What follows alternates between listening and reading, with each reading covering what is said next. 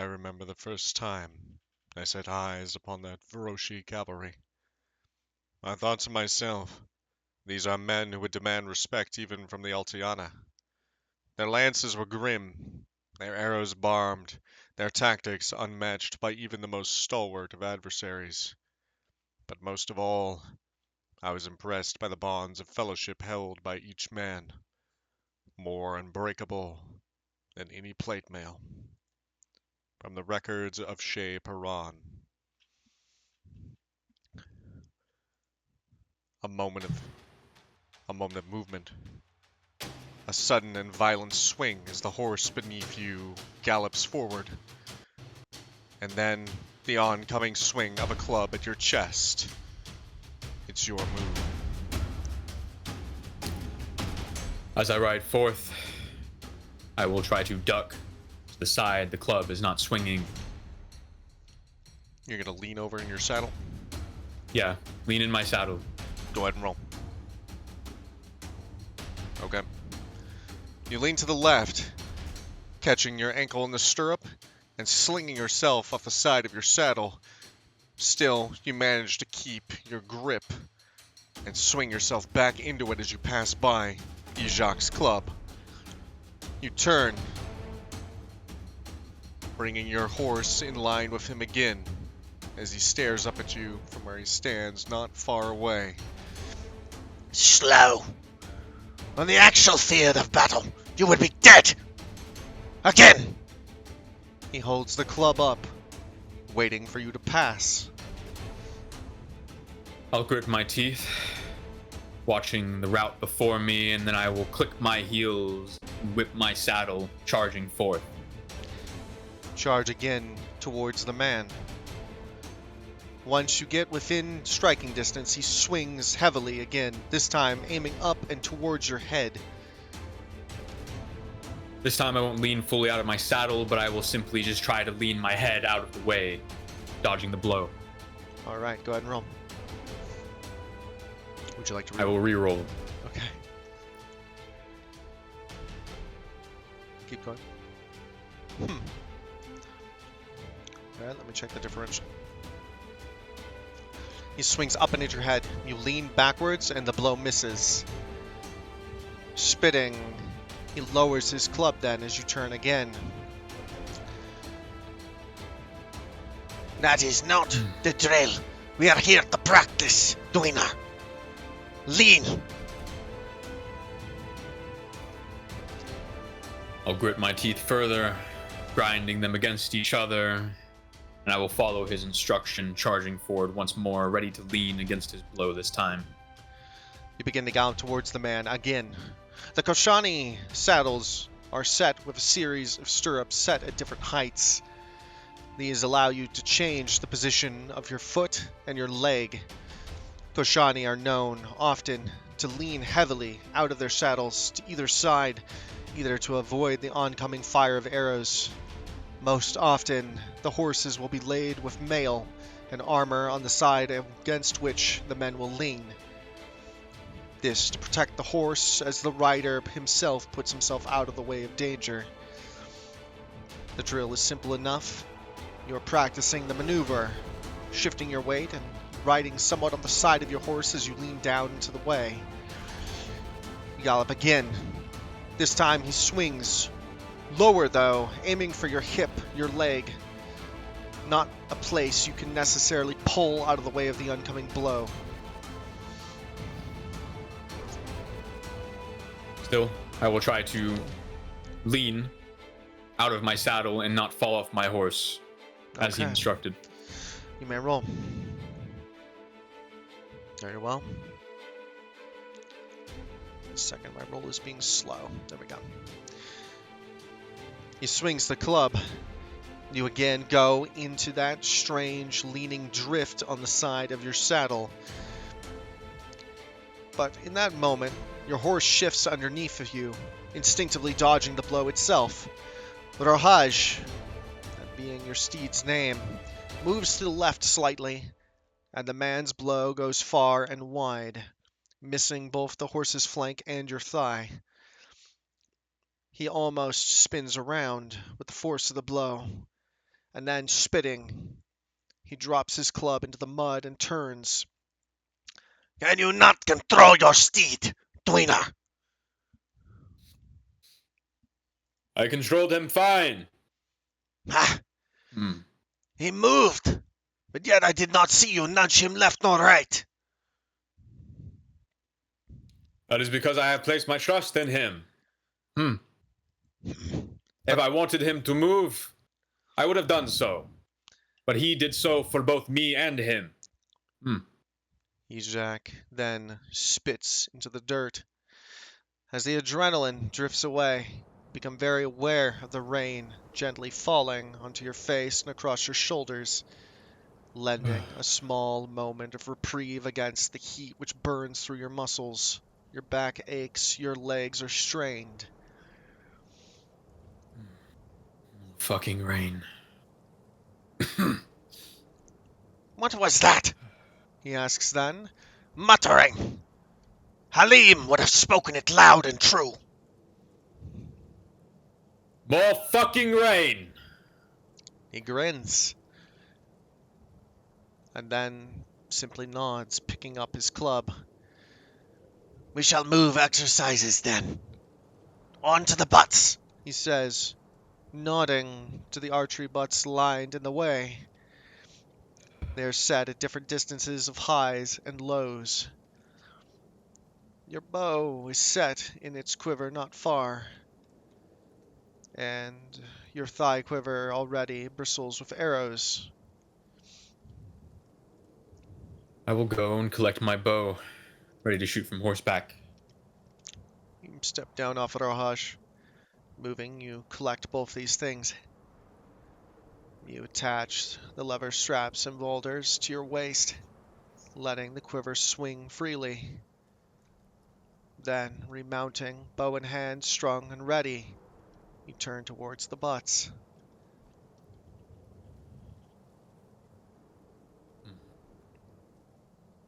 I'll turn and look at Ejak then, waiting his order to go.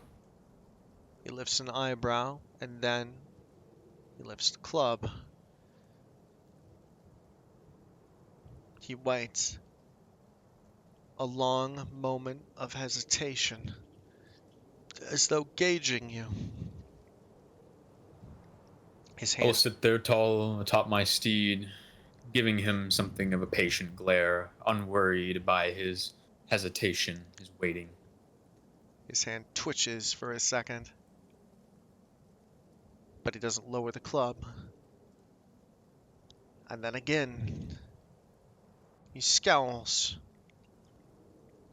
And then with one flourishing motion, he brings the club down. Ride! He commands I'll then. ride hard then, toward the butts, and ready my bow to fire at them. You bring the bow out and around. The first one is coming. The first target in line. You can feel the movement of the horse beneath you as it jostles you up and down. You try to keep yourself steady. The arrow itself is pressed hard against the wood of the bow. You can feel the ring, the cold metal clenched, biting into the side of your thumb. I'll try to focus in as I close in on that target and make sure my arrow strikes true when I release. Okay. You ride closer, closer, and then past. You may fire. Go ahead. Very well. But your hand is slippery with sweat.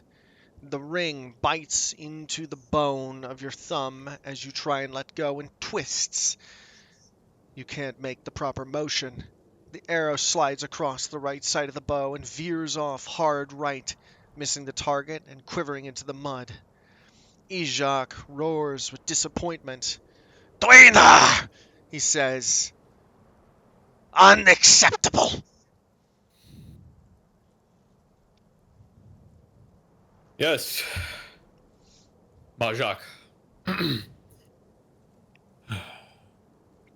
I'll then ride my horse around, ready to try again to continue to hit the targets. You, again, Line yourself with the target. Preparing. Once you've got yourself set on the track, you begin the horse into a short gallop, and then faster. The goal is to move past the target as quick as possible, to release in the moment where you and the target are aligned. You are not aiming with your hand, you are aiming with the movement of the horse, with the jostling, with the constant up and down motion, and with that forward momentum. It makes it difficult. But you've practiced this for most of your life. Difficulty, though warranted, is something you've overcome before. You pass the target. Release. Go ahead and roll. You have your bonuses. This time, it flies far more true. Hitting the center of the butt, the arrow quivers, the fletching coming to a stop.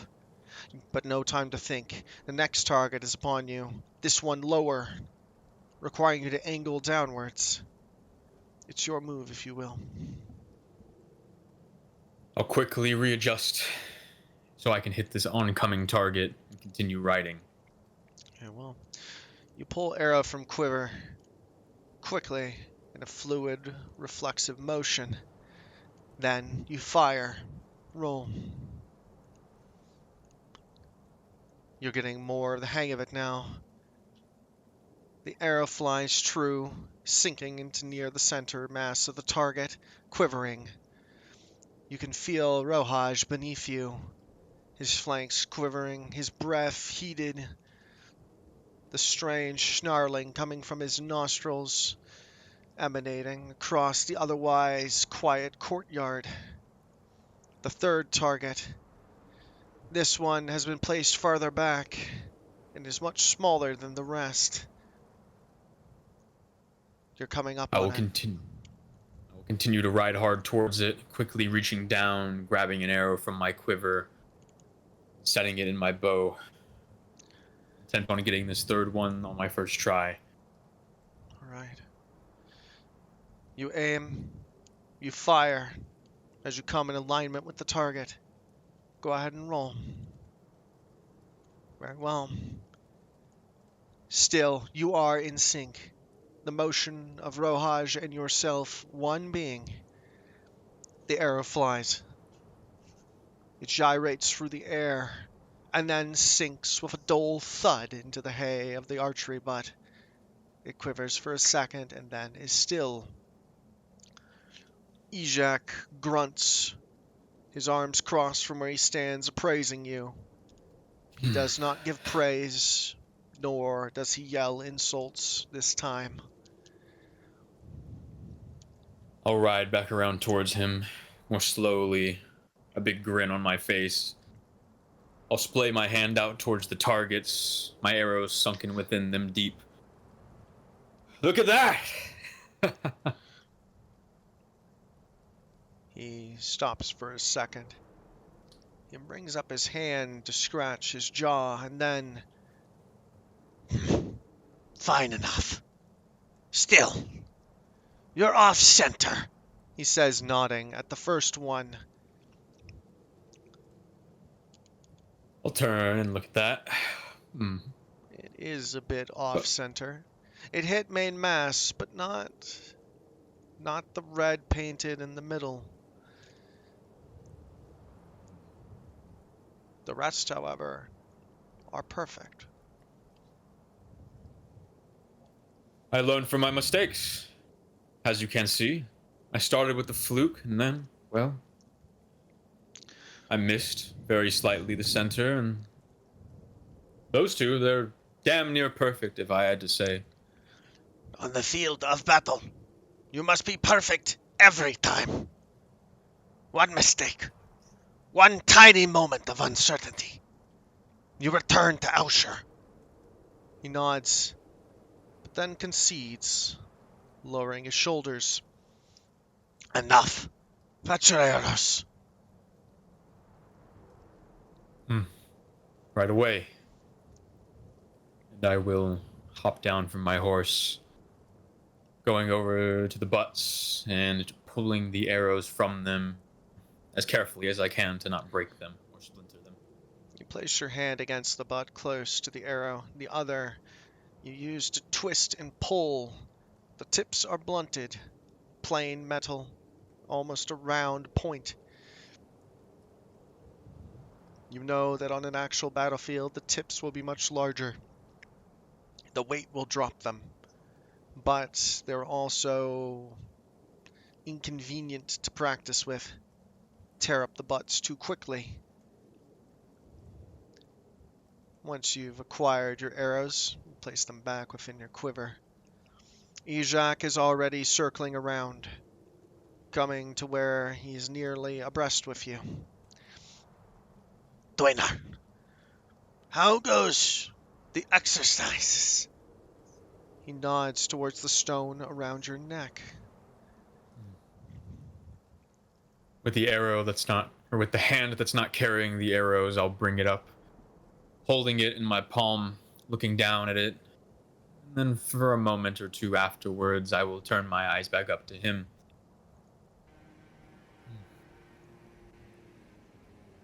I think I'm making progress. I can,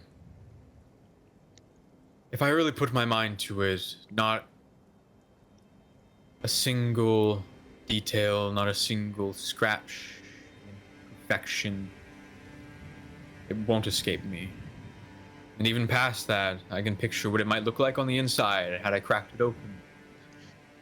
He nods slowly.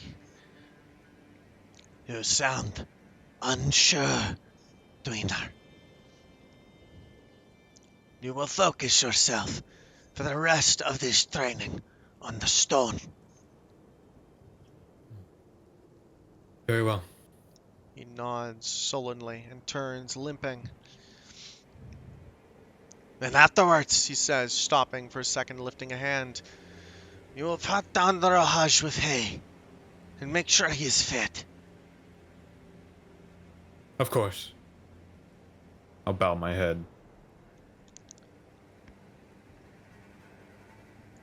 The old Maj'ut makes his way out of the courtyard, leaving you alone in the slight drizzle. Rohaj maybe a dozen paces away from you. I'll walk over to my horse, coming up to his face and gently brushing my fingers along his mane. He's a pale charger. Rohaj. Go ahead. Good, Rohaj. You did good today, I will mutter. Rohaj snorts, shaking his head to side, letting rain sort of fly off of him like a dog. And then, recentering himself, he sniffs the mud near to your feet. He's a pale charger, large, broad, his mane braided, a chestnut color, in contrast to his pale hide. There are dots across him, small khaki spots that cover his pale body. I'll stand there in the mud and rain, drizzle above, admiring my horse for a moment, proud of having such a creature in my care. I'll then walk back over with him to where my quiver is set, and I will place my arrows back in it. Same with the bow, making sure that they're neatly put away so the elements do not get to them. String your bow, relieve the tension, and then these things are placed away carefully. The bow is wrapped in an oilskin wrapping. The arrows set outside under a rotunda out of the rain, near to the wall of the courtyard.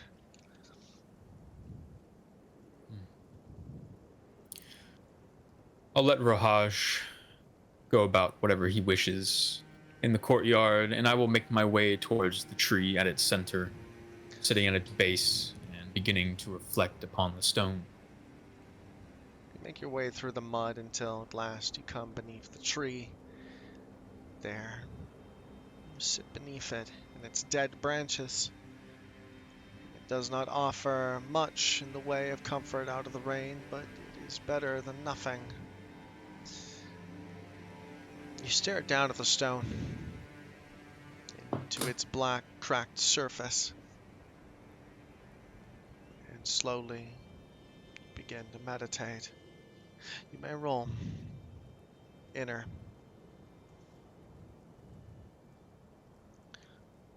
I will DM reroll this one so that mine is gone for the session.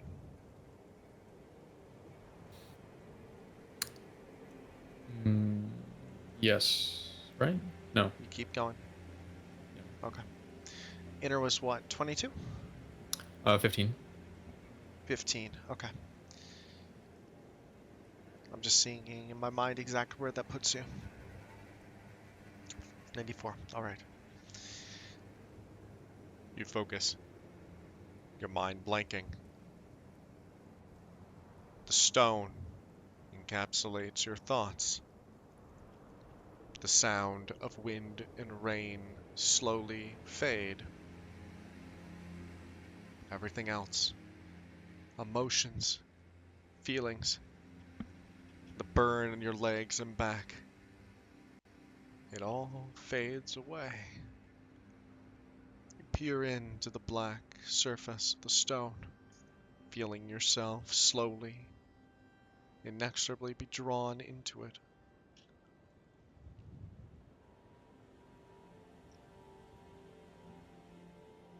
I will let myself sort of fall into that stone. Let it take my mind along with it.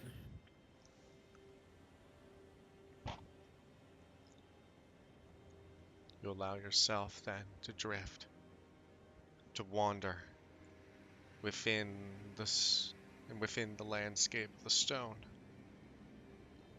Your mind walks there for a while, trying to escape from the reality in which you live.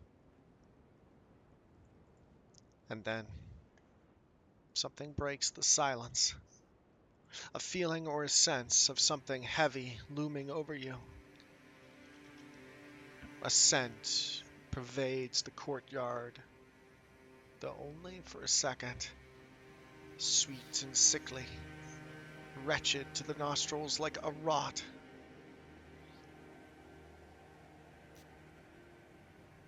I will ignore it and continue to focus on the stone. All right, you may roll. Very well. It's too strong. It lingers too heavily. Your mind focuses on it, breaking away from the inside of the stone. And then you blink, opening your eyes. The entire courtyard reeks then. It permeates the air. Go ahead. I'll stand carefully then, scanning the courtyard with my eyes, trying to follow the scent of that foul smell. You do so. Your eyes wander towards the western side of the courtyard. The entrance there. A shadow shifts and moves, and then is gone from the doorway. I'll quickly follow it. That is more than 100 paces away, but if you would like, you may. I will. I'll sprint. Try and make it to that threshold of which that shadow disappeared into. Quickly, you come to your feet, and then you begin to sprint through the mud, keeping your balance as you make your reckless course towards the doorway. You arrive not shortly after you've left, and then, turning, you look left down the long expanse of stone. No sign of anyone. Not down that courtyard, not down that hallway at least. There's a person heading towards you. A tall, fat, ruddy-faced man. Scarred and hard. Shay Perron is coming into view, whistling as he walks. Ah, Shay! I'll stick my hand up and walk into the corridor, still keeping an eye out for any shadow shifting on walls. He lifts a hand in Tavers' greeting. And then, clearing his throat, Ah, Dwayne, he says, I was not thinking to find you here, but Hmm. good that our paths crossed. Did you perhaps see anybody sneaking around here a second ago? I thought I saw a figure. he scratches his chin. A figure? You Hmm. can't be more precise than that. Just a figure. And a foul scent, sickly sweet. He sniffs the air. This entire castle smells foul. The lack of soldiers' hygiene, I would reckon. That horse shit. Ugh. It must just be my mind playing tricks on me. I see. He nods. Well, I would love to chat, Koshan, but I have business. Perhaps tonight. Yes. The historian nods. I will come find you in your chambers then. Before the evening? He says with an Mhm. inquisitive lifting of an eyebrow. I will be sure to be there at that hour. Good. He nods. Then he gives you a very slight bow. Koshan? And he walks past you. I will wait a moment or two, letting him go, and then I will follow in the same direction he's headed, back out into the courtyard so I can regroup with my horse. You follow. Or so you turn, then follow in his footsteps till again you come before the door. You step out and into the courtyard. Rohaj looks up at you, his dark eyes staring at you from beneath his blinders. Let us go find you some hay, boy. Come. I'll take him by his reins and lead him over to the stables, where he is usually kept. This courtyard connects to a singular stable where Rohaj has been kept. He's of a strange breed, this one.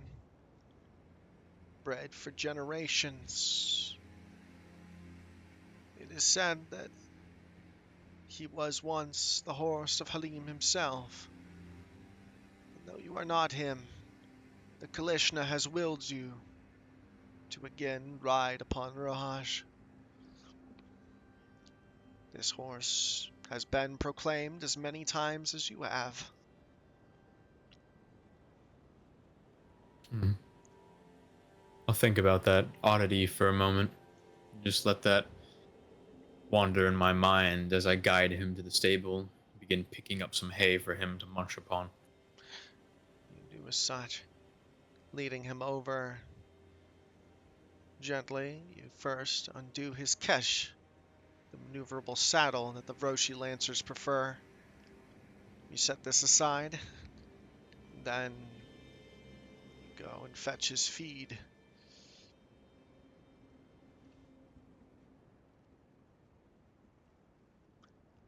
Once I have it, I will bring it back. Very well. You bring back, in the Vroshi fashion, a feed sack, which connects around the girdle and I forget what it's called, The bridle. the bridle around his neck and face. I don't have the tack exactly in mind, but you know what I mean. It connects around there, and then he can lower himself to it and eat from it. It's so that he can eat while moving. The Vroshi do not tend to feed their horses out of troughs, Gotcha. as they don't have this exclusivity on the field. They don't want to train their horses to get used to it. I will then move to attach that to his face so that he may eat away. It hangs there, close enough for him to reach with his tongue. He begins to eat loudly. All the meanwhile, the rain gets thicker and heavier. A deluge which pours down upon the city. The wind howls. A storm is flaring up from the shore, carried by the western winds.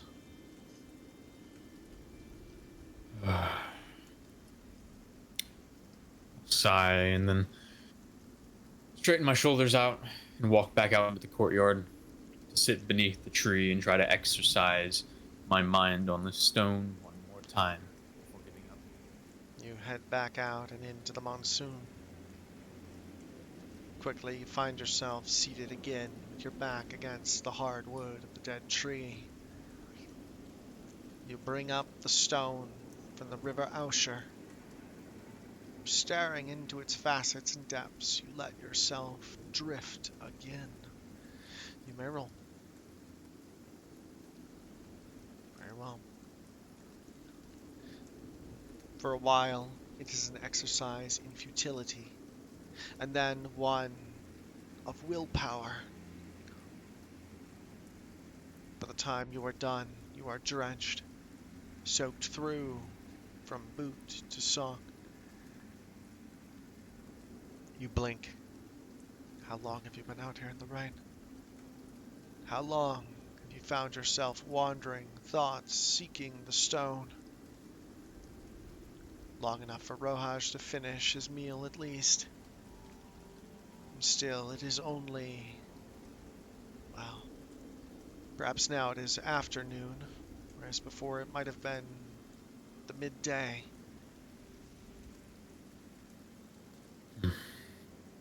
Drenched, making little progress. I'll stand frustratedly and make my way back over to the stables to remove the feed bag from Rahaj and brush him down before I leave him for the day. Pat down his weary muscles with straw. The horse calms. His quivering subsides a bit, and then you make your way back and into the stone hallway. The sound of wind and rain gently lessen as they are muffled by the stone around you. You still have a While I meeting walk. for the day. Go ahead. While I walk down towards my chambers to get out of my training clothes and into my ceremonial garb, I'll be clenching the stone around my neck, sort of wondering why or what I'm supposed to gain from it. Is it just a focus or something more? You think on these thoughts. Idly, almost emptily, you make your way past a gaggle of Koshani serving staff, through bustling breach of soldiers making their way up the hall to some rendezvous. Eventually, you come before your door. Swing it open. Step inside, water dripping onto the stone of your chamber. Kotzi is there, staring towards the tower to the east. When you step in, he swivels his head, cocking it at an odd angle as he stares in your general direction. Just me.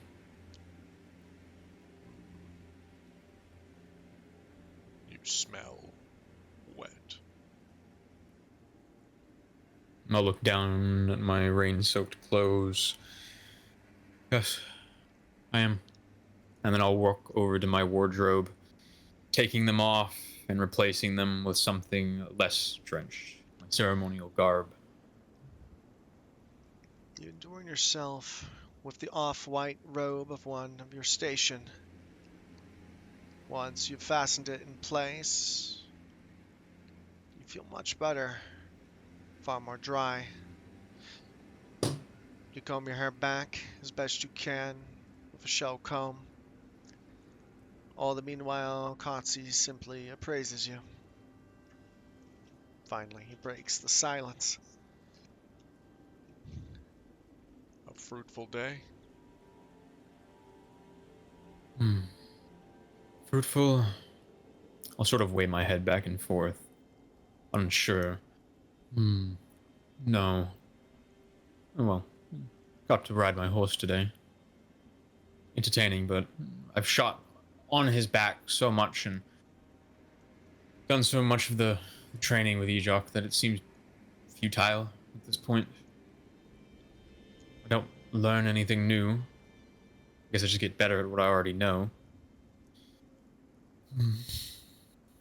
This stone continues to elude me.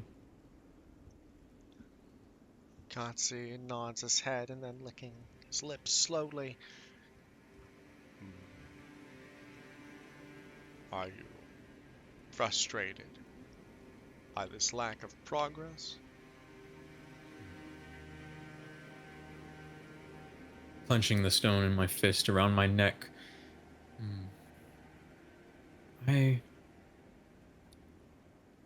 say I would. I am. Yes. I am frustrated with it. I feel like there's something I'm missing. Most men would not admit that. Most men would bluster and lie. At least you have the honesty. Or is it because you speak to me? As one speaks to a relic or a stone, or to a mirror. He grins. One can be honest with one beneath them. They do not fear what that honesty might bring.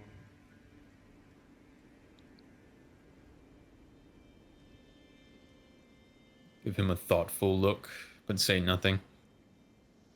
Come, we have a meeting. More meetings? Yes. Always more meetings. And what do you Every think day. will be discussed at this meeting? I expect to hear my father's opinions on the matters of the other night with Relaz and his whore. And if your one dark hand shows, as he promised me, I imagine that might save me some of the words I will hear harshly spoken in my ear by my father due to the actions of the other night. Is your father one to point out such things publicly? That's a private matter. I expect him to pull me aside or find me a different day or something, but I will hear of him. I know it. And if you don't, will you ruminate on it? No. I'll move on. No That's point in dwelling on nuts. pointless things. How expeditious. Gutsy stands then, pushing himself with the stumps of his arms onto his knees, and then, slowly and painfully, he stands up as straight as he can. Well then, a meeting to attend. Yes. Meeting to attend. I'll say, already my back turned to him as I'm walking out of the door, holding it open for him to come and pass. He follows, the clinking of his metal collar echoing through the quiet chamber. The two of you make your way out and into the hall before you close your door behind you. She came again today. The woman. Arha? He nods. Yes. I remember her smell. I don't imagine the two of you are sharing much of conversation. He shakes his head. No. I can't say that we are.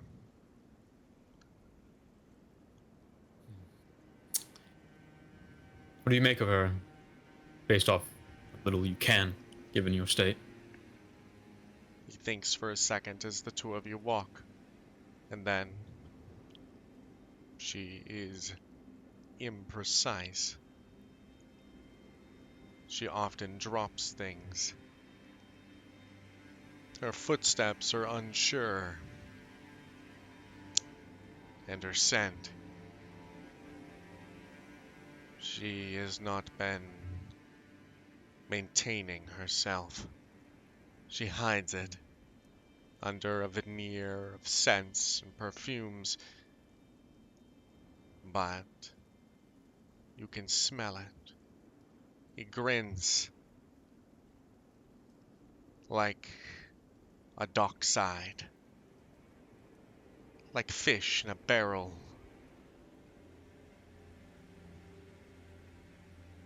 So you're telling me her mind has been broken? He looks to you then, or as close to you as he can. He shakes his head. No. Just that she has a subtle and disgusting lack of hygiene. One that my heightened sense of smell has picked up quickly. You should throw her in the nearest lake. I rarely see her. I don't know if that is out of a respect of our custom or fear. Either way, it is no bother. It is no bother. He echoes, ruminating on the statement. Then you find yourself before the door leading into the council chamber. The two guards outside step away to allow you to enter. And I will do so, beckoning Katsi to come along, if he's permitted. You step past. The guards do not make any motion. To halt Kotze in his path. The two of you enter unharried. You step into the chamber, taking note of the faces inside. Talib, Jolab, Ralas, your brother, your father, and the Dark Hand. He sits comfortably and quietly in a seat not too far from Halaskir Azar. He gently is running a hand across his bald head. His eyes blank, his expression neutral. As I walk past him, going to my spot beside my brother, I'll give him a knowing look and a kind nod of my head, a respectful one. When I sit, I will beckon Katsi to do so on the floor at my side. Kotze sits down, cross-legged, near to your chair. Halan turns to look at him, grinning. I see that you've brought your pet. I can't believe, Father, actually. And then he stops, turning to give a side eye to your father, who is glaring in your direction. Halan bites his tongue. I will keep my tongue held in my head high, eyeing my father with the respect I have always due him. He lifts a hand, signaling the guards, who then close the doors to the council chamber. Good. We're all here. He looks around. All of us. His eyes shift to Yorban. Yorban, the Dark Hand. Lord of the North Quarter of Khan. Report. How goes the North Quarter? Yorban clears his throat and then stands.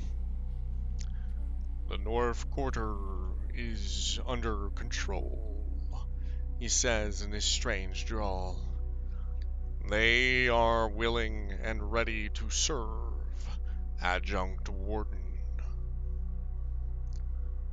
At that, your father simply nods and lowers his hand. Good. You are dismissed, Yorban. I appreciate your presence and your report. Yorban simply blinks and nods, turning. Makes his way from the chamber. Dismissed. Halan whispers under his breath. All that. for such a simple exchange.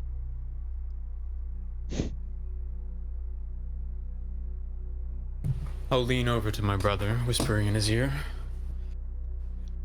It was never about the exchange. Father knows how things go. It is about appearances. The fact that he showed up here. Halan chews on that for a second and then nods. I guess I understand. Yes, I understand. And then he leans in, straightening his back. Father looks about the table until his eyes land firmly upon the arcalist. Talib, tell me of the East Quarter. Tell me of our new converts. Talib stands, his wispy hair a mess of a halo about his head. Adjunct Warden. The converts, he says slowly. No, the disciples. They grow every day. They give praises to the 11, especially among the smiths and the craftsmen. A brotherhood has formed, an Arcalian order. They have named themselves the Hrelden. Relaz blinks and then turns to look at Talib, his face becoming stern. I would advise against such a title, Master Talib. Aliskir lifts a hand. Continue with your report. The arcalist turns back. As I was saying,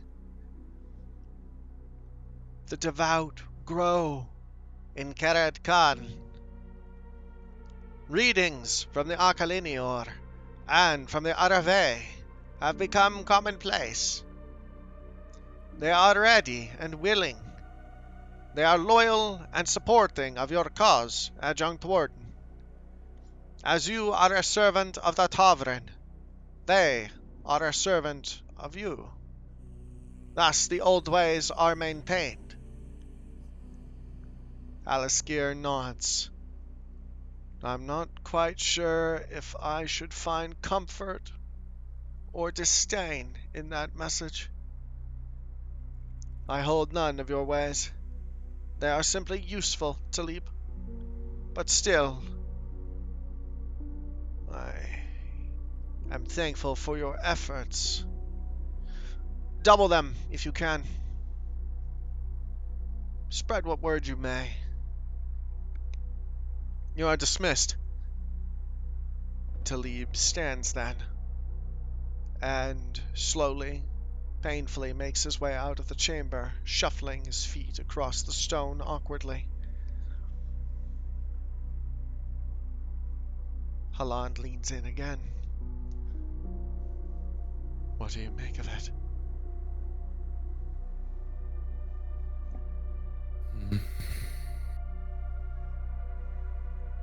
More fools following false beliefs. At least they're not the don't. Worshipping that tower. At least they worship something a little bit more. I'd say, respectable. Your brother grins, nodding. Yes. Even these savages can be converted to something more reasonable. At that, your father cuts through the whispers between the two of you. Jolab, how goes the West Quarter? Report. Jolab stands and bows, and then obsequiously wrings his hands together in front of him. The West Quarter has provided problems. I have heard talk. though nothing more than whispers, of discontentment. The adjunct warden is not easily accepted among the fisher folk and the sailors. I have tried to spread our propaganda as far as I can, but it is hard to catch amongst such hard men.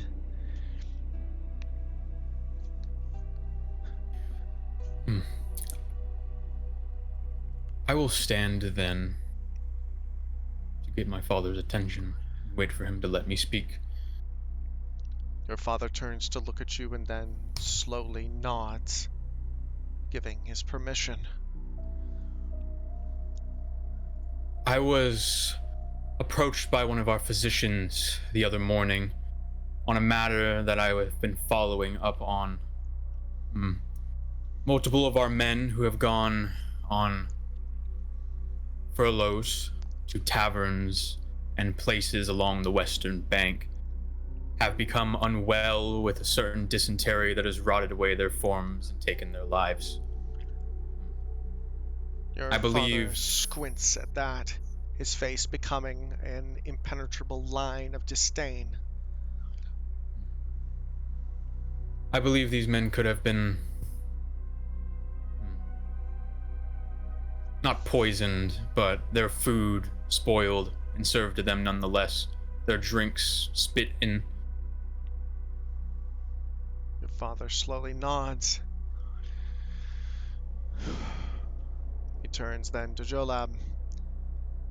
I'll Okay. sit. Can you confirm this? I had not heard of this till now. And then he turns back to look at you. Are these men concentrated within one group? Or are they from the general population of our forces? I'll think to myself on that question. Were they? Most come from your brother's personal guard. Almost all of them come from the personal guard of my brother. I'll say, turning to Halan. Halan nods slowly. Your father clenches his teeth. And Halan, Why was I not made aware of this? Halan swallows slowly. I meant to tell you. I simply was caught up in the other matters that we had discussed. Your father then regains control, clenching his fists. Very well. Halim, you will investigate this when other duties permit. I want to know where and when. If there are conspirators in this act, I want them strung up. Very well. I spoke to the soldiers before they passed. I have some leads to work on and will pursue them when I can. Good. Exercise this as a regent with an imperial warrant. I will send Shay with you if I must.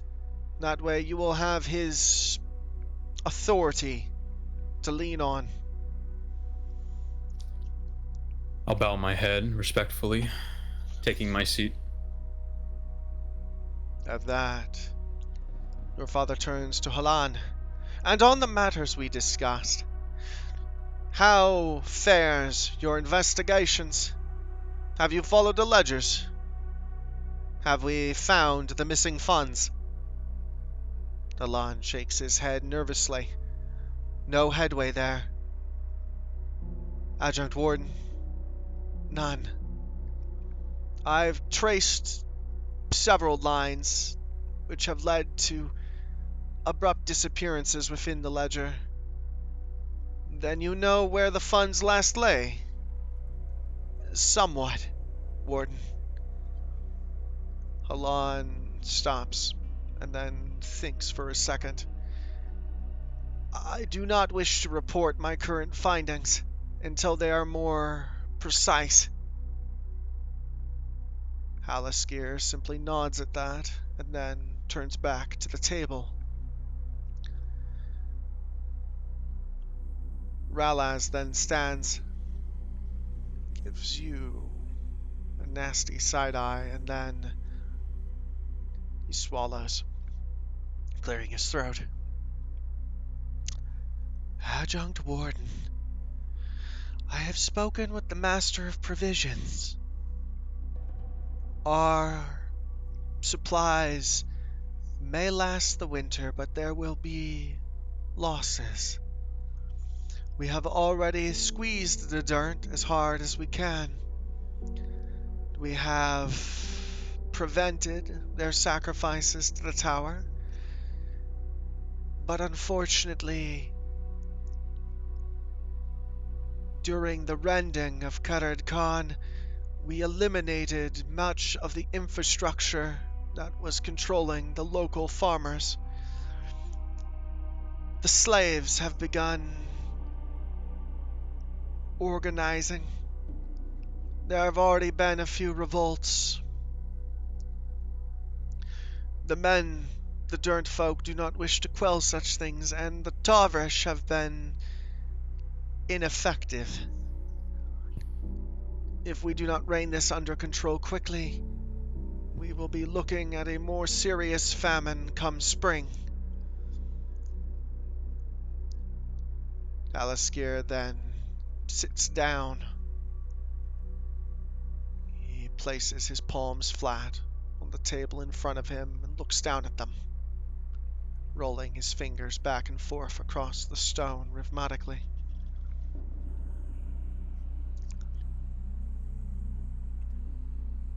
He lifts his head. Any suggestions? He turns to look at each of you in turn, waiting and weighing for a response. Can we spare the administrators to assign to these farms, reorganize them once we have rallied the slaves back where they belong? It is possible. There is another possibility as well. Promotion from within. Halim! He doesn't say that. He does not say that. He cannot say that. Sorry. No. Anyways. Can't say my name. Yeah, no. Yeah. Dwayne, you already have responsibilities on your plate. Otherwise, I would hand this to you. He turns to your brother. You, however, I think there is more doing that can be done. I want you to locate and put names to the leaders among the slave folk. Halan sputters for a second, and then, almost with a wry grin, can such lowly men have leaders? Are they capable of leading? Your father blinks for a second, and then his face becomes flat and expressionless.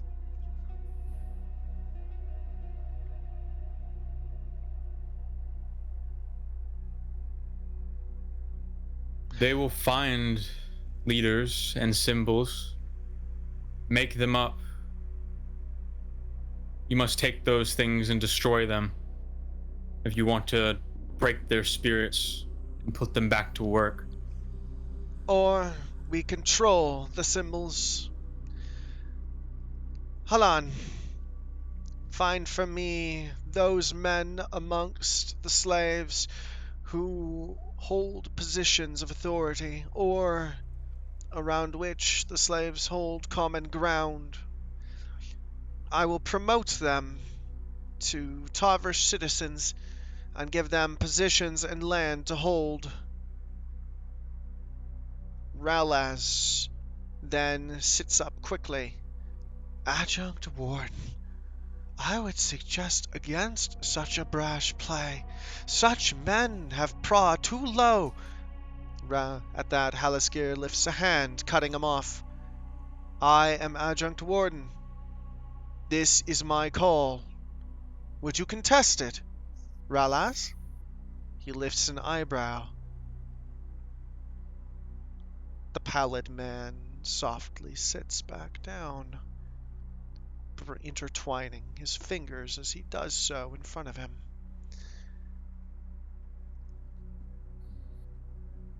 I'll give Ralaz a look of agreeance, a softer one. And I will just turn to look at my father, eyeing him, remaining silent. We simply do not have the resources. Jolab, he says, now that I think of it, I'm going to put this weight on your shoulders. Jolab simply nods. You are dismissed. Bring to me a docket. I want a listings, names, ages, appearances. I want a full understanding of exactly who within the workforce has the ability to take lead. Promote from within. Jolab nods and stands and steps out of the chamber, leaving only you, Halan, and Ralaz left, along with your father, Kotse.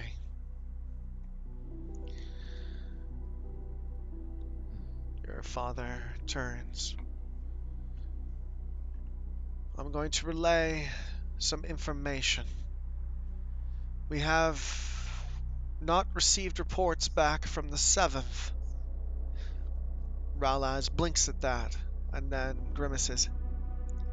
I am sure they are busy at work, Adjunct Warden. The steppe is a treacherous land to navigate. Their scouts are simply finding it difficult to make headway. Still, it has been too long without report.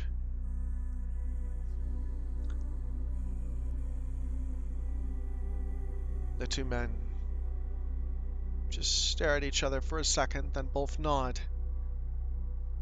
I will offer you then the 5th, or the scouts of the 5th at least. I will send them to rendezvous with the 7th and understand the situation. Alistair nods. Good. You are dismissed, Ralaz. The pallid man stands and then gingerly makes his way from the chamber, leaving only your brother and your father left. Alistair turns to stare at the two of you. Thoughts? Speak freely. I'll stand then. I trust your judgment wholeheartedly on the matter, Father. But is it wise to recruit and promote slaves? Are we not just laying the foundations for another revolt in the future, one where they have more position? He smiles. If it succeeds, we stave off famine. If it fails, he shrugs. There will be less mouths to feed. Thus is war. I did not see your point in that. Good. I understand now. I'll say, sitting. Let the dirt make their own decisions. And when those decisions prove unworthy, let the dirt suffer the consequences. I am more concerned about the disappearance of the 7th. Those were good soldiers. Now, they may have only been gone maybe a week. They still should have sent word back every 3 days.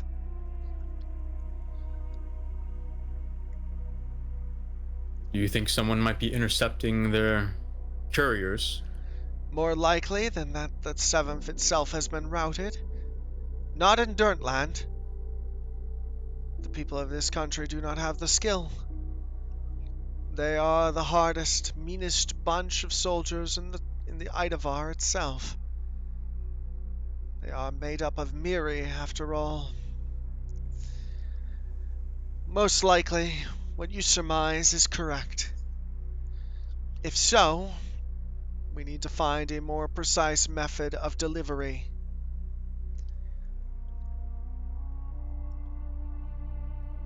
Indeed. It is unfortunate that we could not bring our Abseil with us. He references the long-necked carrier birds preferred by the Koshani as a means of transport for message. Long-winged, long-necked, graceful, and toothed, it should be said. A carnivorous species of bird once native to Ferm.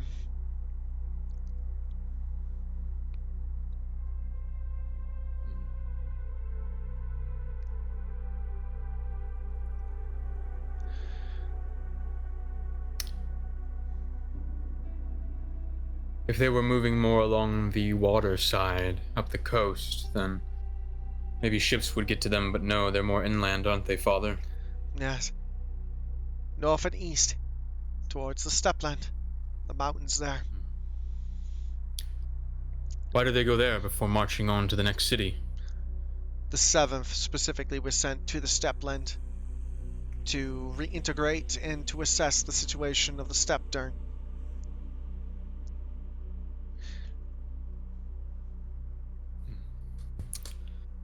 I see. Valentonlor and the rest of his forces have gone north. I forget his name, but it was the other Valn who went with I know what you the mean. 7th, yes. Yeah. Hmm. Well then. Alan, your father said, sternly. You are dismissed to see to your duties. There are many and more. Halim, with me. Sorry, he does not say your name. I need to get used to this. I was used to this. I don't know what broke it now. Anyways. And you can leave your dog at the foot of the table, he says, nodding to Katsi. He stands. As I stand, Go ahead. I'll pat Kotzi on the head as I pass. Mockingly. Very well. You step out, and then you make your way out and into the small garden near to the council chamber. The rain has ceased somewhat. Still hellishly windy. Your father turns. Appraisingly, he looks at you. Lets out a deep sigh, narrowing his eyebrows, pinching his nose between his fingers. Is this on the matter of Relaz, Father? It is on the matter of many things. Relaz is just one.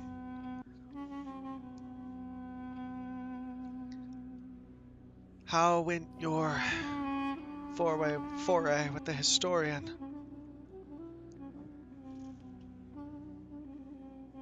I think they were most pleased with their outgoing to the tower. Yes, I mean, it was quite the sight for my own eyes too. Good. See that thing during an unveiling. It will embolden the dirt, no doubt. Indeed. Such an event. Ill-timed and ill-favored. Those men of the 12th, they also carried with them a large crate, brought to them courtesy of the Itavar. To you, I were so told. It carries multiple flasks of something called Elu's dust. Your father nods slowly. Yes, that abomination. He shakes his head and sits down on a stone bench not far. May I pry on the matter of what such a destructive thing might be for? He turns to look at you then. Really look at you, up and down. His eyes holding you in their regard. I stand tall, even in the wind of the rain. Do you know why I brought you to Karat Khan, Dwemer?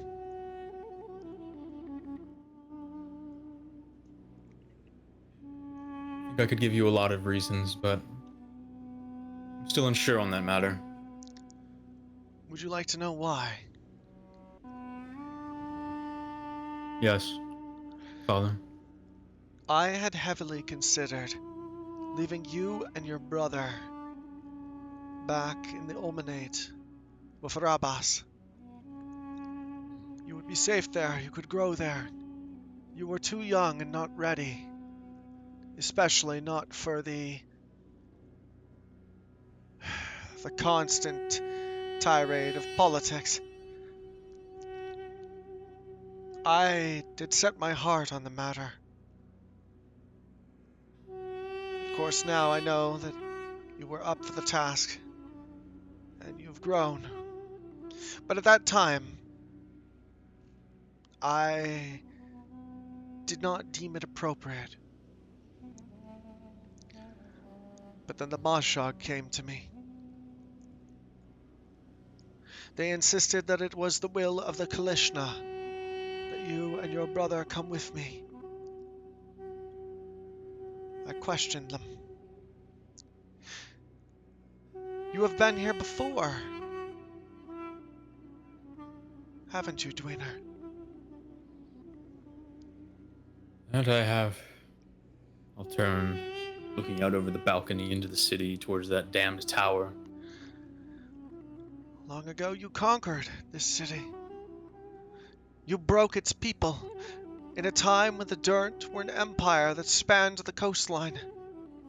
When they seemed undefeatable. When their walls were so tall, and the ranks of their armies like an endless sea controlled the entire westland of this continent. You came, and you conquered them.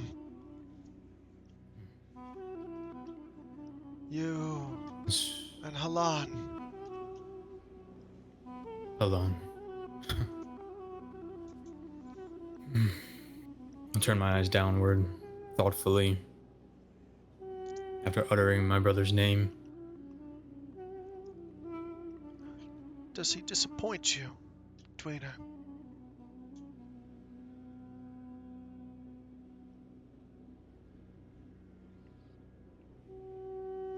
Disappoint?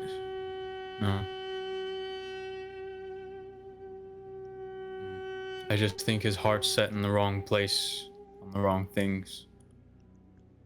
Your father not. Matters of the heart are the hardest to sway.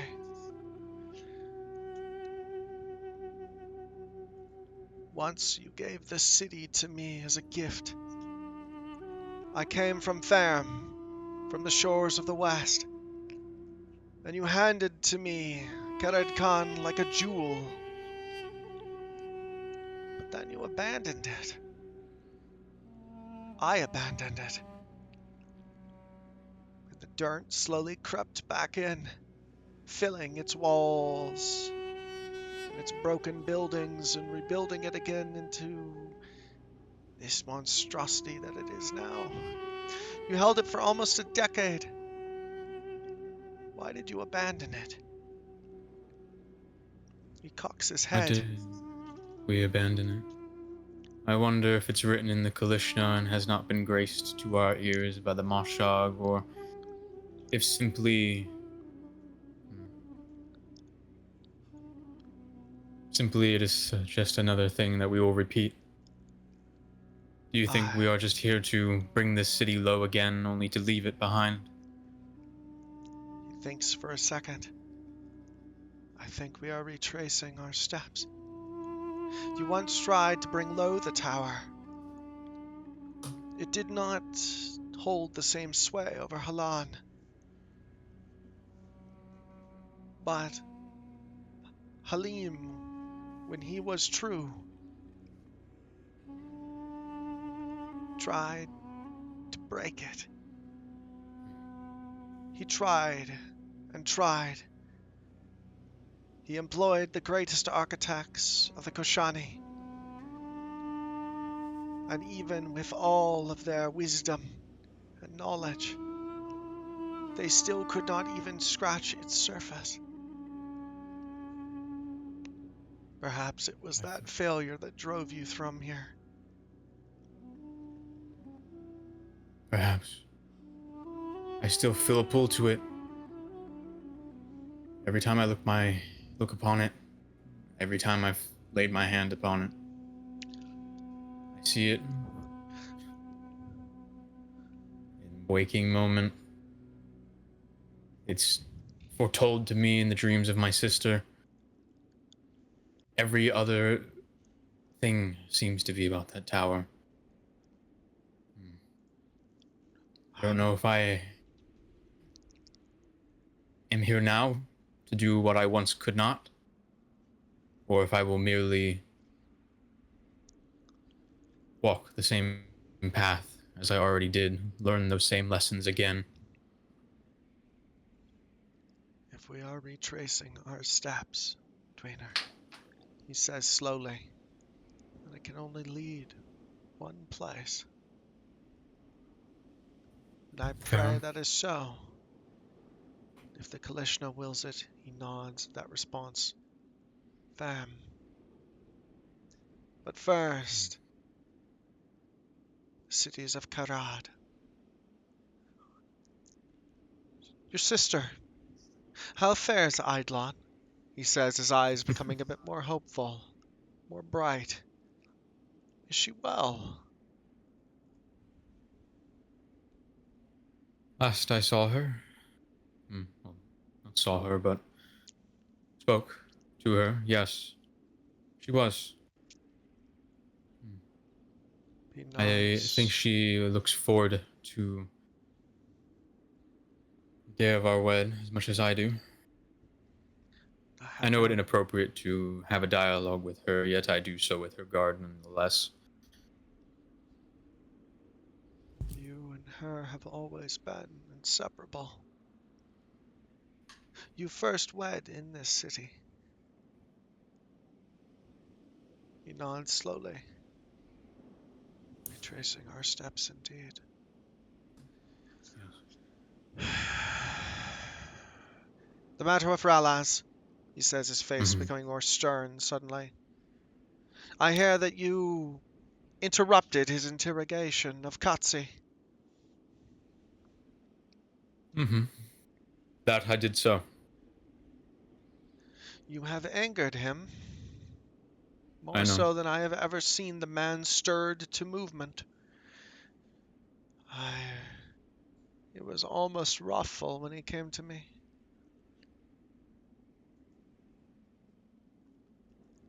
Men like him who wields such power over people as he does not like being told no. Your father nods slowly.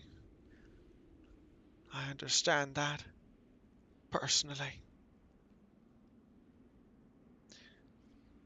I can understand his position. I can feel what he feels. But still, both of you have acted inappropriately. This will need to be smoothed over. I will not have discord in my court. I will leave it up to you to figure out how. But amends must be made.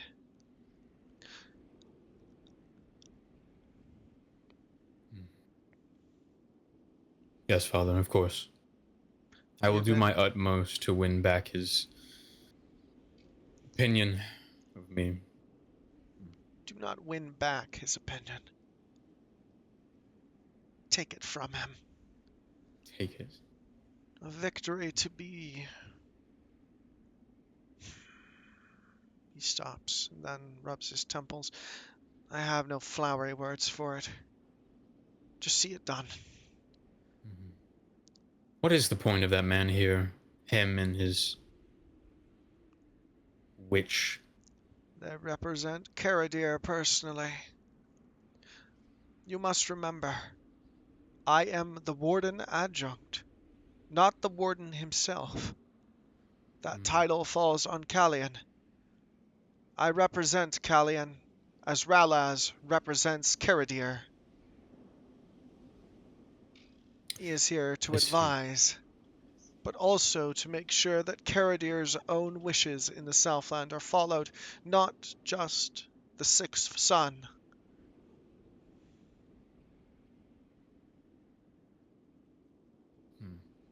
I understand. Good. I knew you would. You are clever, Dwener. The day comes close. Your Zahaba awaits. Steel yourself. It will be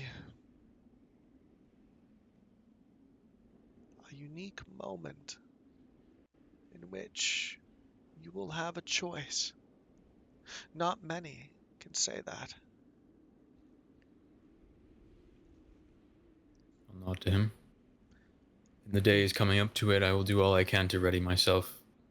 Good. Your Rama should arrive soon.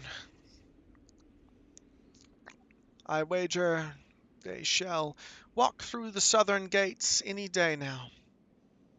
That shall make things go much more smoothly.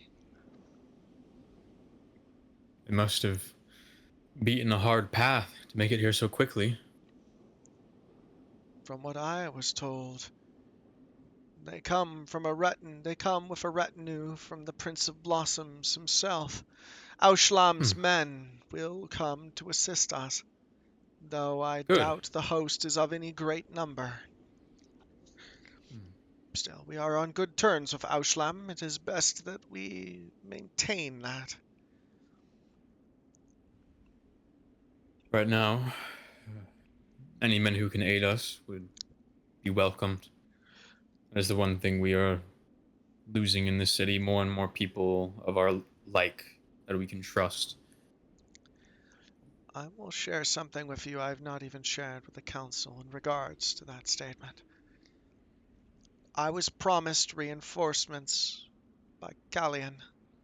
They were to arrive 2 weeks after we regarrisoned and had control over the rended city.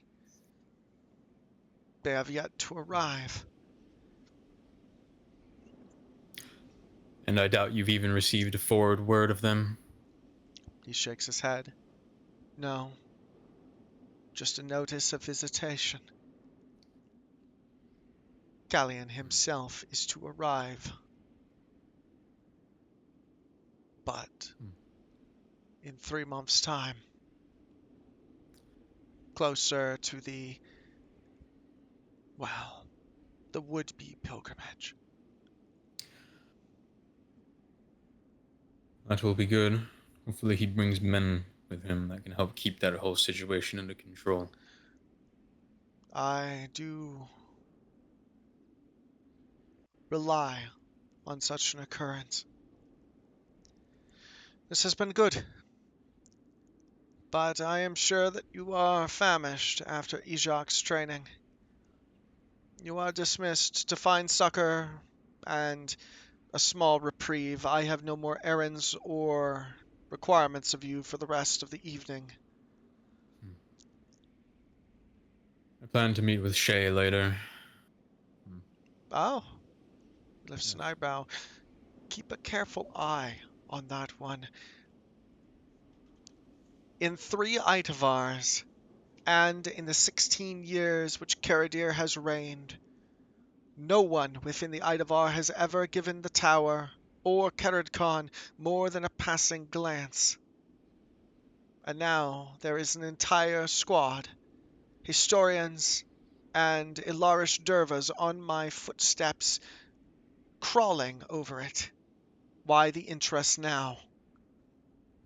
Why does the Idavar care? I want to know. Indeed. I will try to find out and gain that the best I can. I'll use the time I spend with him, either in his own work or aiding me down in the West Quarter to get that information from him or his followers. I'm curious too. Good. See it done. You are dismissed. I'll bow to my father and then leave, going back out to the council chambers to collect Katsi, and going into the halls outside the door. Once you step outside of the council chamber of Kotzi in tow, the soldiers step to close the door, and you make your way down the hallway. Kotzi grins. Things are getting far more serious. Oh, how the noose closes, Dweener. Mm-hmm. Yes, that they are. I don't know. What don't you know? Too much. I need to learn more about everything that's going on. And I am sure you will. You have a tenaciousness about you. Tell me. That I... He stops. I was going to make a joke. I said that I do. And I also have quite a tenacious appetite, especially after training. But go on. Perhaps you could have your meals delivered to the room, he says, grimacing. These old legs grow weary. I'll eye him up and down as we walk further towards the dining chamber. He has been You're stiff joking me. ever since the ascent of the tower. What happened to your spitefulness of form? Even after your hands and your eyes were taken from you, you still had a movement about you. Don't tell me you've aged in a matter of a day. Can you not feel it, Dwayna? The Yes, weight yes, of it. the weight of the tower. I do feel it. It's heavier. It grows heavier every day.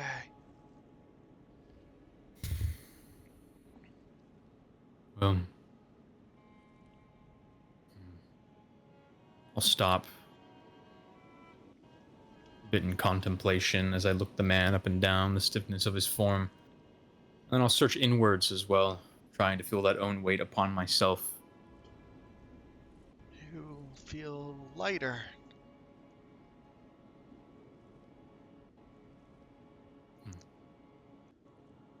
I know not what you speak. That feeling's already passing. Come. And then I'll wave him off, heading towards the dining chamber. He follows you reluctantly, and you find your way through the chamber. You then come to the entrance. There, stare into the mess. It's almost deserted at this time of day. There are a few lieutenants at the head of one of the officer tables, currently chattering amongst themselves.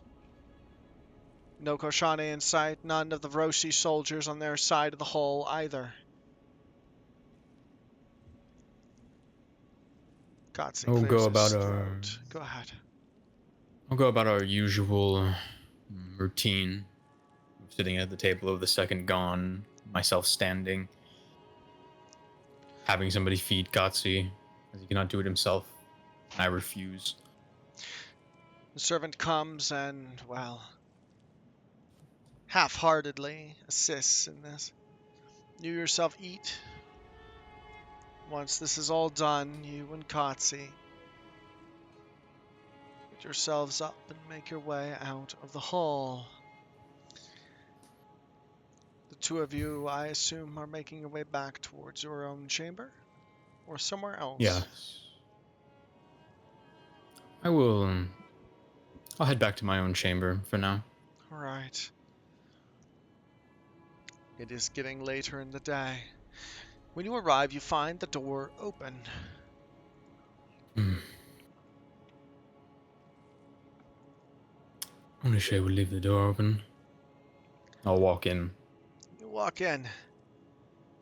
You find the tall, ruddy-faced man inside, sitting in one of your comfortable chairs. And Azalta is in the room as well. He is squatting down on his heels, his hands crisscrossed across his waist at the handles of his daggers, just staring at the historian, who's currently picking at his teeth with a fingernail. When you step in, Shay stands and grins. Come at last. Good company. He turns to look at the Azalta. Not one of these quiet spooks.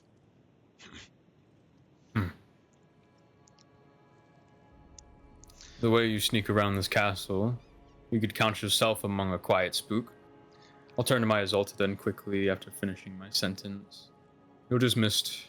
Thank you for keeping an eye on this man while he was in my chambers.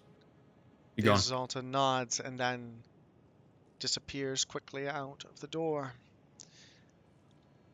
Kotzi tentatively walks around, shuffling, his hands placed on the wall until he finds a chair near to a large desk in the corner. He sits. Shay, grinning, walks over near. You can smell garlic on the man's breath, and his face is somewhat unwashed. He looks you up and down, fingering his chin with a large bulbous hand, and then... Yes, this will do. Have all the makings. Good. Perfect, actually. Yes. Do you want to clue me into your ramblings? Why are you sizing me up in such a way? Well, I had an idea. A plan, if you will. He reaches down and picks up a bundle near to the chair. Gently, he throws it at you, I'll catch. sort of lofting it in your direction. You catch it. A feeling of something heavy wrapped inside the bundle. The cloth is rough spun, a dark blue in color, beautifully dyed, though such a fine dye wasted on such poor quality of cloth. Did you get me a present? I'll make a face at him mockingly as one of my fingers gently pulls back the cloth to hear see the heavy thing inside. You pull aside the folds of the cloth to reveal a mask. It is in the silver shape of a bird's beak. Small holes small lines for sort of a visor to see through it. It is intricately carved, the steely surface of it having been etched. There are simple strings which can be used to tie it, both underneath and above the ear line, around the back of the head. It covers the mouth, the nose, the face, completely. And why have you gotten me a mask? Or is this for you? And you're just showing it off to me. He nods down, then to the robe. Come on. Try it on. He grins.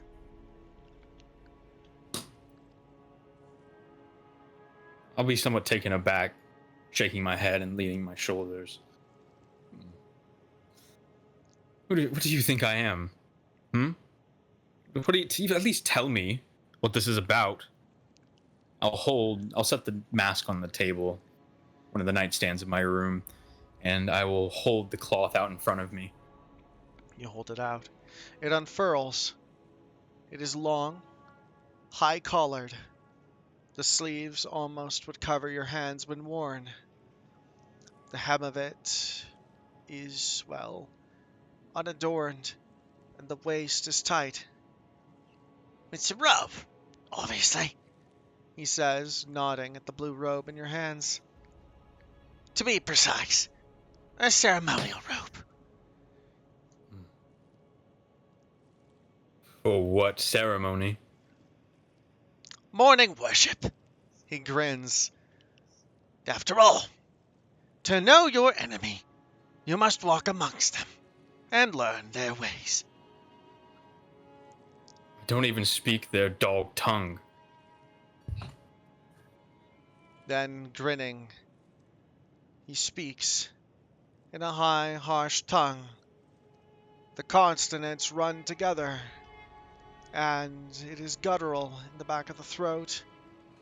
There's a certain strength to it.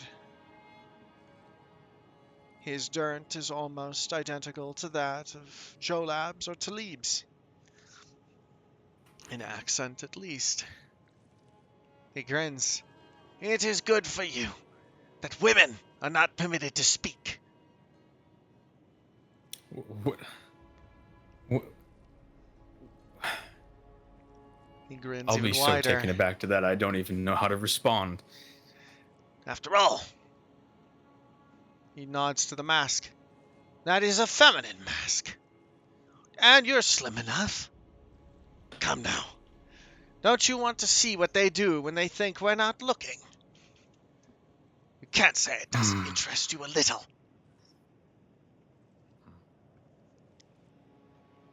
Okay. But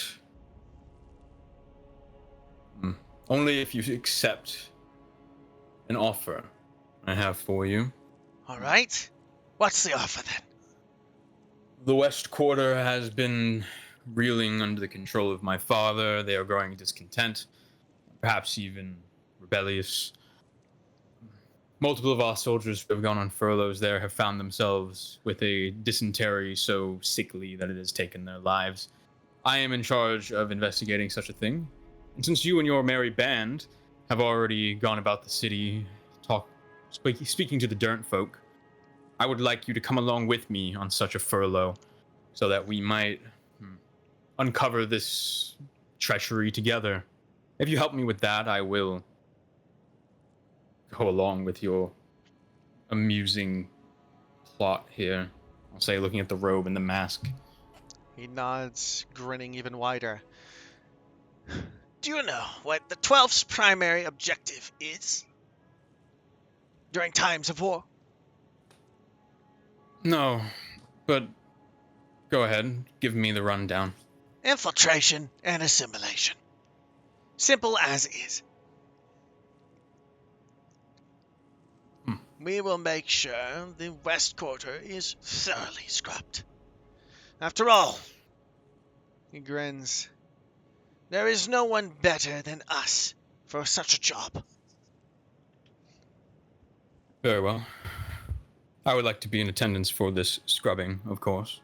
Absolutely. It would be good to have a bumbling Koshani official with us. We can make jokes in the dirt language at his expense. Yes, that might better endear you to the mongrels. All right. Get dressed. He grins, reaching down and pulling up his own deep red robe, the kind you have seen the Dirt men wear. His own mask is that of a monkey's face, proud and tall-browed, with large cheeks.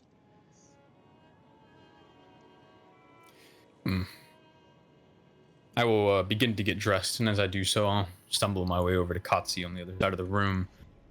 You will remain here for the duration of whatever this charade is. If anybody comes asking for me, tell them I have gone to meditate, as I was instructed, somewhere private, and I do not wish to be disturbed. Do you wish me to be seen? I can make it otherwise, if you prefer. Do whatever you wish. Take the time to rest if you want, since you are so weary. Gotsi nods, turning to look out the window and towards the tower. Very well. Don't get yourself dragged through the streets or thrown off the top of that tower. I'll do my best dirt bitch impression and then everything will be fine. I'll say as I put the mask onto my face, strapping the tassels around the back of my head. You strap it down. It's comfortable enough. Paran comes over, looking you up and down. Now, of course, we can't be leaving the keep like that. You'll have to get dressed in your other clothing. Or do you have something a little less, conspicuous? I know ways in and out. I imagine you do. I'll take the mask off and the robe. And then I'll walk over to my wardrobe, seeing if I don't have a darker set of clothes like my brother had. His own. You find, as you are looking for, the darkest set of grays you have, unadorned. These are meant for riding and for rough weather. That would pass, especially in the current atmosphere of Khan. It is a dreary and wet day, after all. You will blend in with the walls of the buildings around you. You get dressed, pulling over the dark hem of the robe and the cloak, and then rewrapping the mask, carry it and the ceremonial gown with you. I will rattle my fingers on the door as I leave. Be well, Katsi. I'll mutter as I close it behind me. Kotze mumbles something indistinguishable as he stares out the window. You and the historian step out and back into the hallway. And then begin your trek along the northern side of the keep. He's taking you towards the dungeons, whistling all the while. I've been wishing to scour the castle, find its in and outs for other purposes. Well, Just haven't had the time. don't let me take the adventurous nature of you from you. We will be going out the northern gate, as it is guarded by Tavresh. They know me. I have a few friends there. Well, old compatriots. And if you're wondering, no, none of the rest of the 12th will be in attendance. Interesting. As long as you aren't friends with that squirrely gaunt captain back at the blockade, I do not care. Him? No. Too much of a cunt for my taste. I do Yes. not prefer men who act in the ways of women. And that one has the feelings of an Archessa about him. That is true. Truest sentence ever spoken. I detest that man. Foul. Kotze shrugs. No, worse than him. In the Tavresh. Far, far worse. Ones that actually know how to swing their power around. Nobles, captains, commanders, with real malice. Him, he's tame. Your people and your praw, I wager. Has nothing to do with Pra. And everything to do with simple human nature. Take away all the fancy words, all the systems. We're all the same. We all want the same. No matter how much we kid ourselves otherwise. If you say so. Though I would not put myself, or even yourself, on the level of one of these people. So they are called, so they believe themselves to be here in this city, the dirt. Have you seen war before, Dweena? I saw the rending of the city, and my father and his host rode in, slaughtered those who would not align with the Idavar and the Idavar's wishes. Or would you call that war? I would call it No, the slaughtering of livestock. livestock. Good term. No, I haven't seen war. It'll change your mind when you do. And I doubt you live in an age where such a thing is not likely. There's already war. The Seven march north to the steppes, so do our other divisions. They go to the cities. More conquering to be done. Indeed. And how do you think they will fare? Well, don't tell anybody I told you this, but the Seven have not answered back. He blinks at that and turns to look at you.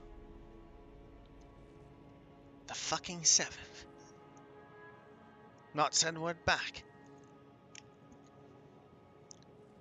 We're sending the Fifth to go and aid them. Find out what is going on. But communication has been cut. The Seventh, he says slowly, have never failed. They are comprised solely of Miri. Have you ever met a Mirkari? No. You would not even think them a man. More a primal beast from some old story or legend. They're fucking nasty brutes. All of them. Bred in war. Most of them die young.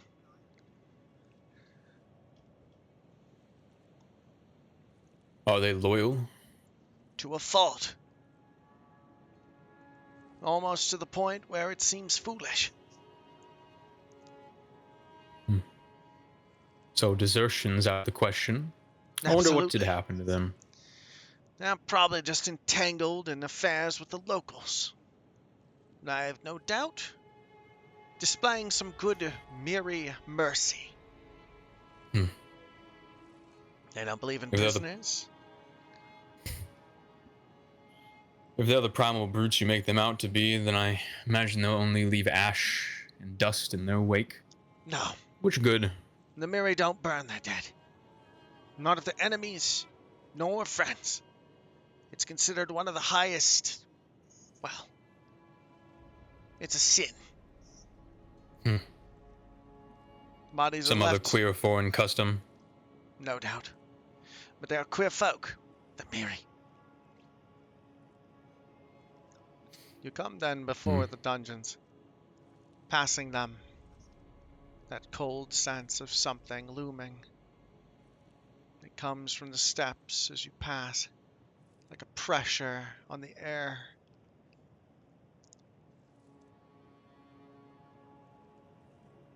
You continue down the hall. You come at last to the northern gate, not long. You pass through as Shay speaks with a few of the guards and coins are exchanged between hands. And then, at last, go ahead. As he does so, I will do my best to turn my face away. Keep the men from eyeing me. Do so. And then, at last, you find yourself on the streets of Kared Khan, walking beside the historian. It's not long before he pulls you into an alleyway, and then grinning. Time to change. Alright. Quickly then. I will go about doing so. Throwing the robe on over my other clothes, if that works, and sticking the mask on my face again, just as I did before. The two of you change. quickly. And then, masking yourselves, you step back out and onto the street path. You feel strangely numb in the heavy, long robes. They're tight about the waist, and they float past your fingertips, which makes you feel a bit clumsy. Shay beside you wears his own red robe. The cut of his is a bit closer to his actual form, the man himself being close in stature to one of the Durnt. He turns to look at you. We have almost come to the time of worship. When that time comes, do not speak. Not even utter a single phrase. You are not permitted to do so. In response to him, I will simply bring up a single finger and put it in front of the face hole of the mask. He nods, grinning. All around you, the evening air descends. Gerard Khan becoming dark. An orange-reddish glow spreads across the evening sky, painting it brilliantly in a resplendent mix of colors. Slowly, you make your way towards the tower, joining in with lines of other Durnt folk as they slowly progress from doorways, from thresholds, filing their way up the street and towards the Tavish barricades about the tower. Piran whispers under his breath, Quite the procession. There's so damned many of them, I thought you culled a few. Not enough. I'll mutter quietly as my eyes look around through the mask holes, searching. There are priests among the masked walkers. Their robes are a deep purple in hue, their silver masks lined with gold, their hands gloved, and the brilliantly colored belts around their waists, long tassels which are decorated almost flamboyantly. Slowly, you come closer to the barricade until, at last, you form an orderly queue in front of it. The Durnt file in lines, like livestock through kennels. Slowly, you begin to make your way forward through the solemn silence of the evening, until at last, you pass through the barricade and in to the grounds about the tower. At this point, you separate from the large crowd. Shay is looking in every direction, taking in everything, grinning all the while. He whispers, It feels lighter, doesn't it? he says, nodding to the tower. Yes. The longer you spend here, though, the more it will weigh on you. He nods.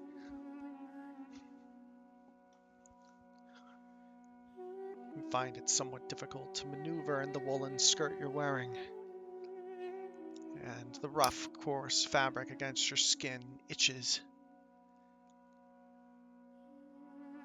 Sort of pick at it as I walk and find the best way to go about moving that's more comfortable than I already am. About the tower, men have disrobed to the waist, letting their robes fall. They began the act of flagellation in front of the tower, wailing, bringing long, flexible pieces of wood up and against their backs. You listen to the noise, the sound of wood on flash, the wailing cries from throats which ascend towards the tower.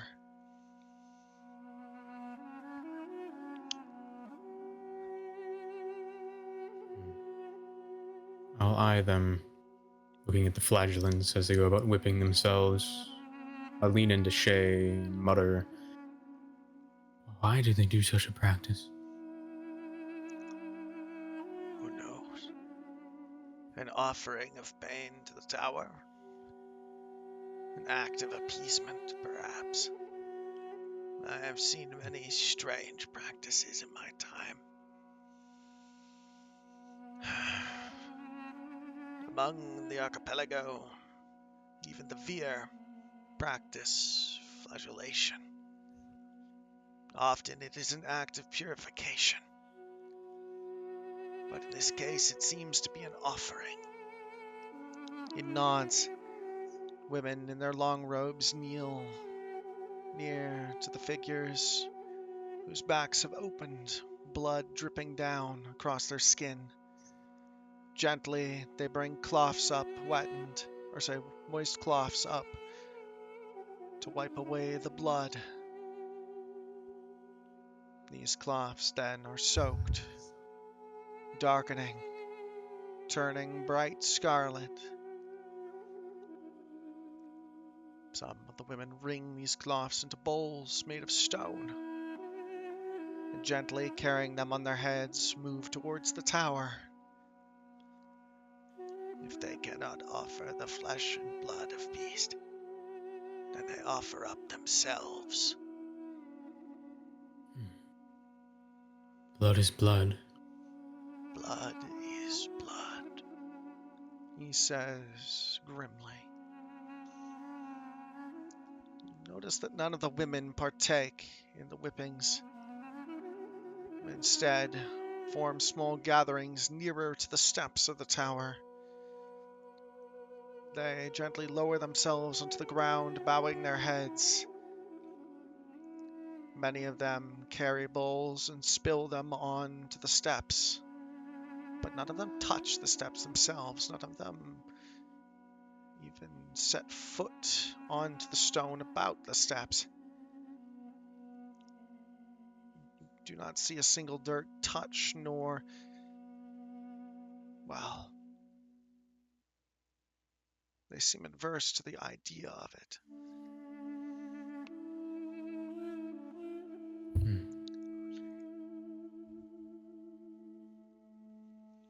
I still wonder what lies at the top of those stairs. Who knows? Perhaps the survey team should make the ascent. We have climbing materials. Ropes, pulleys. I'm telling you now, we have some of the best climbers you've ever seen. Could scale a marble Yes. pillar if they wanted to, as smooth as a baby's ass. That is not what you have to worry about. It is not the climbing of the steps. It is the weight of that tower. The shadow of it only grows heavier the higher you go. You don't say. Well, don't tell that to Carter. He will take it as a challenge. You need men of strong spirit to make it to the top. The weak ones will lose their will and fall off. Oh, it is a matter of will. That would make sense. The atmosphere changes. Slowly. More and more of the women gather with their bowls of blood. Men too gather, wailing prayer as the women silently watch on.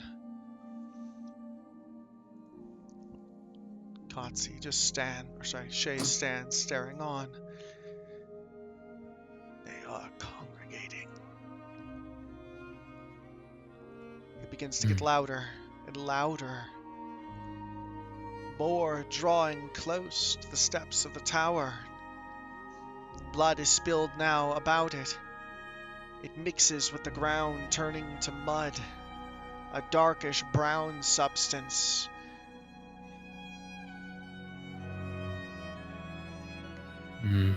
That is... What did I expect? There's an almost fervor rising to a pitch, louder and louder. The men wail, lifting their heads and lowering them. The flagellation becomes almost obscene. Blood, specks of it, flying off in every direction, being soaked and drunk up by the dirt about bodies which scream and contort in pain. Shay grimaces and then gently pulls you aside away from the congregation to get a better view of what is going on.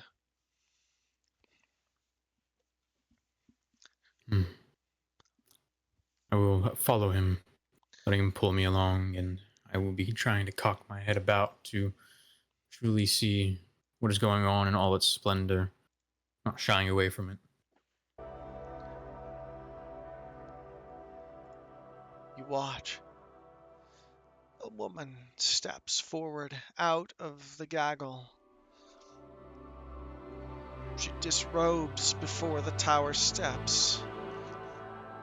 Shay takes in a sharp intake of breath, and then they have been denied such practices. But here they are, spitting in the face of their conquerors. How brave. If my father were to hear of this,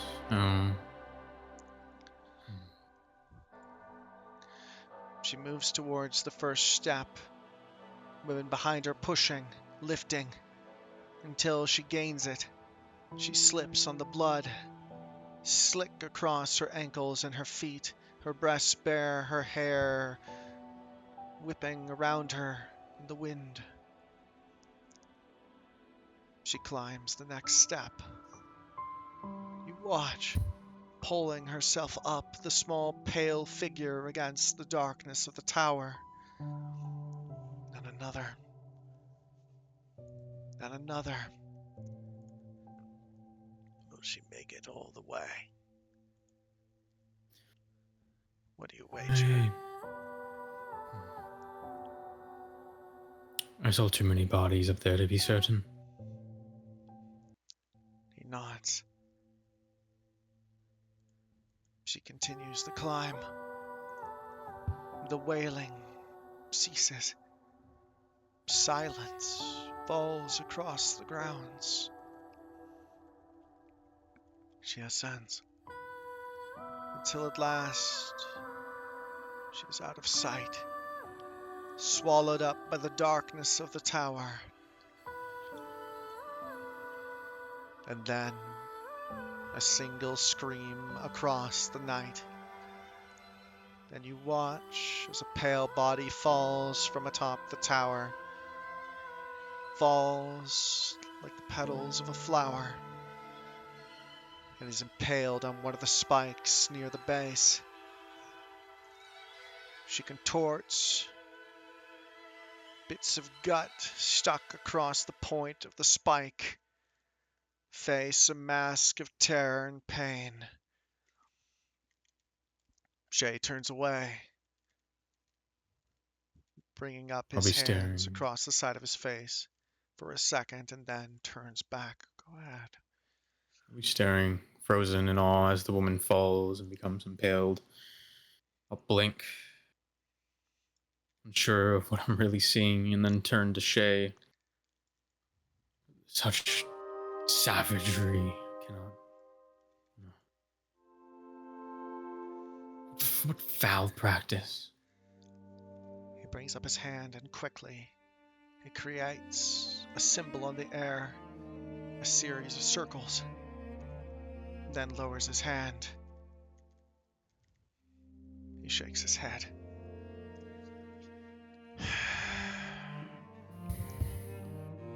Slowly, a word is chanted across the grounds. It ushers from the lips of men and women alike. As the woman screams the Durnt chant, Yale, Yale. They chant in rhythm together, the word ushering up and towards the heavens. And then the woman ceases to move. Her body lays prostrate, pierced by the spike, her blood dripping down it. her mouth open. What are they saying, Shay? A name? Shay shakes his head. I don't know. But I've never heard that word in Durntish. Gently from underneath his robe, he pulls out a piece of parchment and a quill. He licks his lips and then you watch as he brings the quill underneath the mask to wet the tip. Yale. He stares back up at the tower. Nods. I think that's enough for now. Yes, I'm quite done. The two of you turn away from the wailing mass of dirt, chanting that word to the tower. And slowly you begin to retract your steps back and towards the civilized world. And that will be all for now.